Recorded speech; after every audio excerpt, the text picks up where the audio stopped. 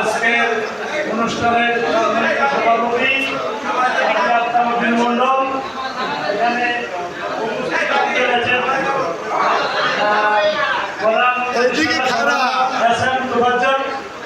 এবং সাধারণ সম্পাদক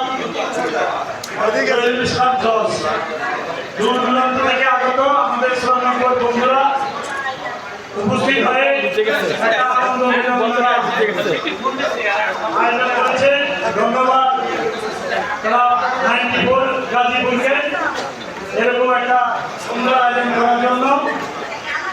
আমরা সকলে সবাই বন্ধু, সবাই শ্রমনগর বিভিন্ন গ্রুপ থেকে জায়গা থেকে আমরা এসেছি, সারা বাংলাদেশ থেকে 94 মনের একটা কারণে এখানে আসতে পারে আমরা নিজেকে খুবই আনন্দদায়ক মনে করি। যাই হোক বন্ধুরা, তোমাদেরকে শুভেচ্ছা অভিনন্দন জানিয়ে আজকের মতো এই সংক্ষিপ্ত বক্তব্য শেষ করছি। আসসালামু আলাইকুম।